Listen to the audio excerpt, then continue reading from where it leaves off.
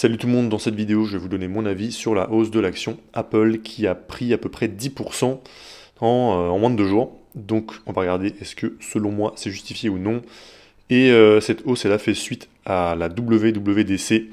Donc on va commencer par regarder ce qu'ils ont annoncé. Alors déjà ils ont commencé par annoncer l'Apple Vision Pro qui arrive en France, donc le 12 juillet à 4000 euros. Ok.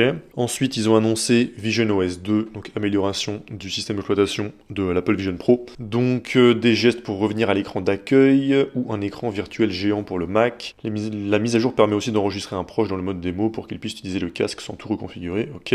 Ensuite, ils ont annoncé iOS 18, donc nouveau design avec des icônes et un centre de contrôle personnalisable, des messages programmables, une nouvelle application photo et nouveau gestionnaire de mots de passe dans une application indépendante. Ensuite, sur les AirPods, amélioration du micro grâce à de l'IA, donc la voix sera mieux isolée et on pourra répondre à un message en faisant oui de la tête. Ensuite, iPadOS 18 avec une calculatrice et la possibilité de prendre le contrôle d'un iPad d'un ami à distance pour le dépanner. Nouveauté numéro 6, la mise à jour WatchOS 11, donc qui permet de mettre en pause ses anneaux, d'avoir des informations sur sa santé et de mesurer son effort physique. Elle affiche des widgets dynamiquement et dispose d'un traducteur sans connexion. Ensuite, petite amélioration de l'Apple TV, donc qui mettra les noms des acteurs à l'écran en fonction de leur voix. Mise à jour de macOS, donc on pourra contrôler son iPhone depuis son Mac. Et surtout, ce qui nous intéresse le plus, c'est la partie Apple Intelligence et le partenariat avec ChatGPT. Donc Apple Intelligence, donc c'est l'IA d'Apple, donc est une suite logicielle innovante avec plusieurs nouveautés majeures. Le nouveau Siri utilise un LLM pour répondre à des questions compliquées.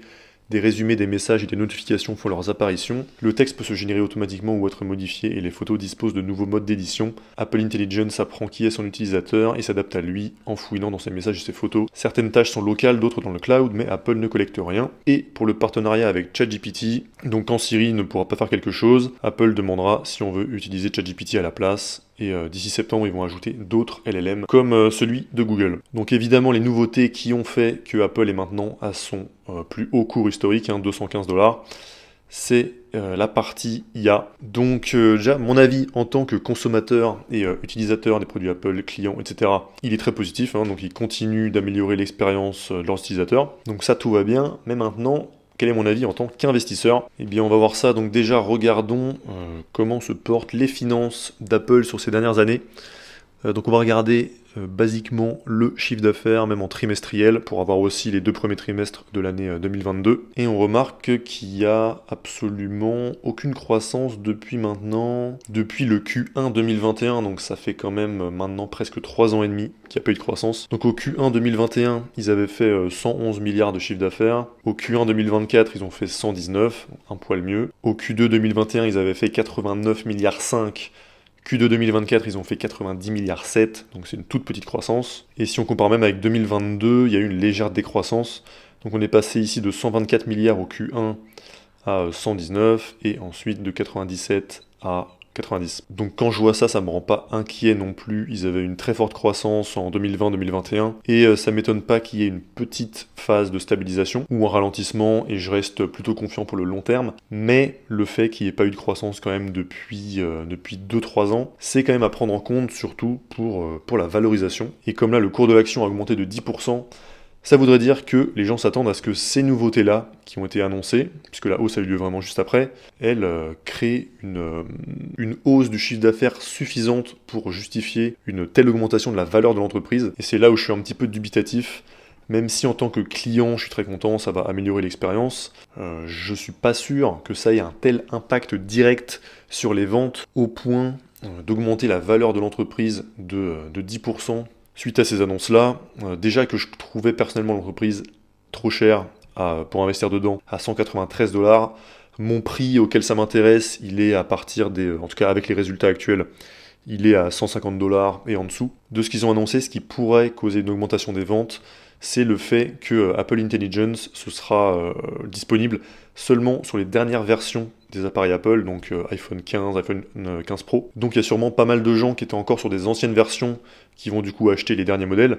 Donc ça va sûrement avoir un impact, mais j'ai du mal à quantifier cet impact. Donc si je fais une erreur dans mon analyse, c'est surtout si je sous-estime cet aspect-là, mais c'est vrai que j'ai du mal à imaginer que ça ait un tel impact au point de justifier le prix actuel.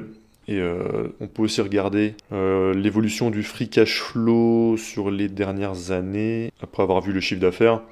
Et on remarque à peu près la même chose. Donc Q1 2022, 2,67$. Q1 2024, 2,41$. Ensuite au Q2, 1,56 contre 1,34. Donc ouais, quand on investit dans Apple aujourd'hui, il faut quand même être conscient du fait qu'il gagne moins d'argent aujourd'hui qu'il y a 1 ou 2 ans, que ce soit au niveau du chiffre d'affaires ou au niveau du free cash flow ou free cash flow par action. Et donc c'est à prendre en compte dans la valorisation, et il faut avoir des idées de choses qui pourraient causer des hausses de résultats. Donc on va regarder au niveau de la valorisation ce que le prix actuel implique. Donc pour 215$, quelle est la croissance future que Apple doit avoir pour les 10 prochaines années? Donc on a le free cash flow par action des 12 derniers mois qui est de 6,53$. Au niveau du taux de croissance, ici on voit que sur un an, ce free cash flow par action il a baissé de 7,74%, c'est quand même pas négligeable. La moyenne sur 5 ans, c'est une croissance de 14,46% par an. Et la moyenne sur 10 ans, c'est une croissance de 13,93% par an. Et donc moi, pour acheter des actions Apple, je partirais pas sur une hypothèse supérieure à 10% par an de croissance du free cash flow par action. Donc on va mettre 10 ici. Et maintenant, au niveau du multiple, donc c'est là où on voit aussi un petit problème. Donc la moyenne sur 10 ans, donc le price sur free cash flow moyen sur 10 ans, c'est 18,56. Sur 5 ans, c'est 23,81. Et l'actuel, là à l'instant T, c'est 32,43. Donc Apple se paye 32,43 fois son free cash flow. Et donc déjà on voit que c'est bien au-dessus, largement au-dessus de la moyenne 5 ans, et encore pire pour la moyenne 10 ans. Et on va regarder comment ça a évolué précisément. Et on voit qu'Apple n'a jamais eu un price sur free cash flow plus haut qu'aujourd'hui. Et encore, c'est même pas à jour, là, il est à 31,69, alors qu'on est à 32,43. Donc voilà, Apple n'a jamais été aussi cher. Et je parle pas en termes de prix, je parle bien en termes de multiples de valorisation.